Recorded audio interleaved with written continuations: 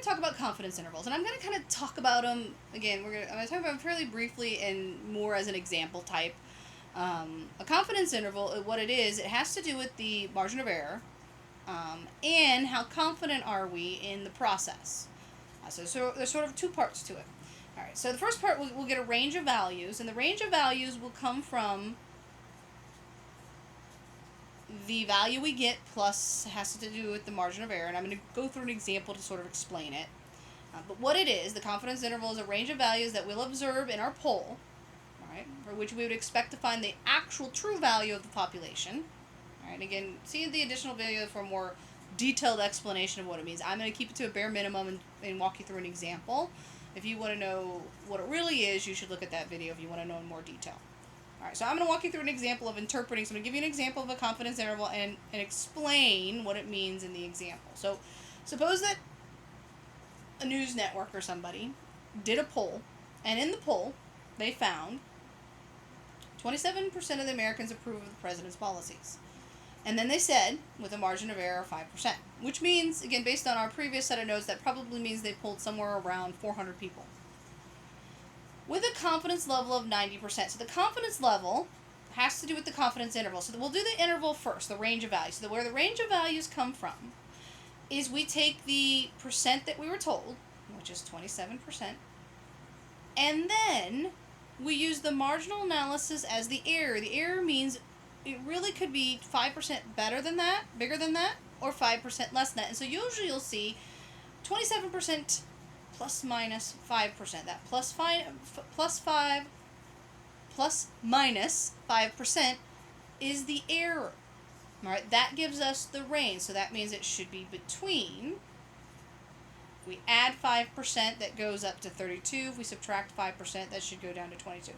So 22% to 32. So that's what we mean by the range. That's sort of the range of values. That's the confidence interval. All right, the range of values. What that means in terms of the confidence level. So now I'm going to put it in terms of what the confidence level tells you. What the confidence level tells you is that there's a chance that we'll land in this range, right? That's what it tells you. It doesn't mean we're 90% confident in the interval. What it means, if we take any sample of Americans of the same size,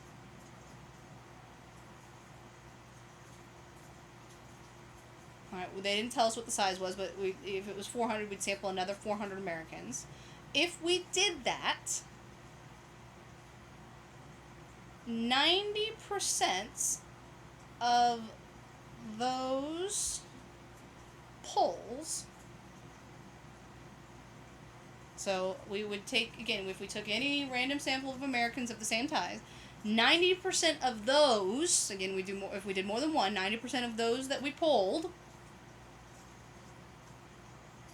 the outcome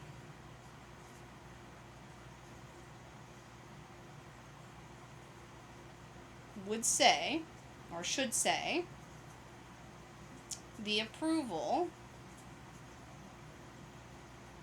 of the president's policies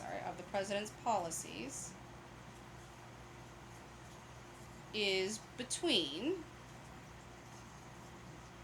can't spell, can't write with my pen, is between 22%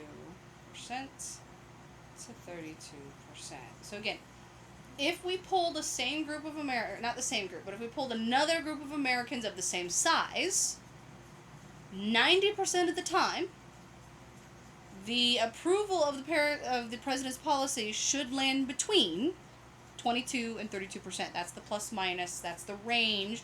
We would expect that many Americans polled to land between. So that's what the confidence interval means. And like I said, I'm telling you what it means sort of here.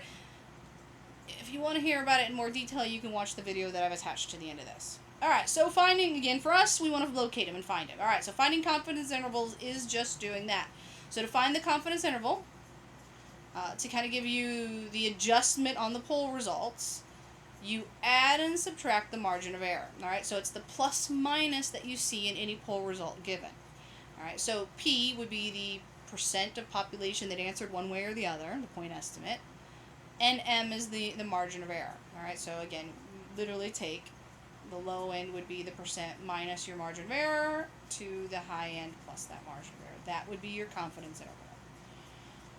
All right, so just to do just another simple example, and again, I didn't give this a confidence. Again, most of ours are going to be 95% because we use the rule of thumb, so we'd be 9% confident that if we did the sample, again, this is where it should land. All right, so if we suppose this is another example of poll, this is just going to be finding the confidence interval. So we polled on a certain policy, reports that 75% of those people polled approve. However, we did the polling, the margin of error is 3%, so it's fairly small. 3% is actually a fairly small margin of error. What's the confidence interval? So this is what we mean by the confidence interval. What's the range of values that we should land between if we polled the population again of the same size?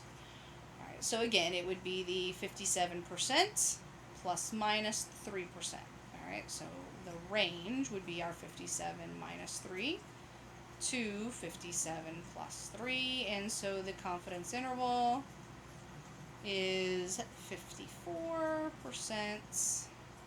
to 60% will be the confidence interval. Alright, so again, it should land between. If we polled again, we would expect that the polling should give us a result between 54% and 60% approve of whatever this policy is, whatever the policy is in this particular example. Alright, so that's the cut and dry of confidence intervals. Alright, now we're just going to practice finding them and application types in the next set of notes. So I'll do that in the next video.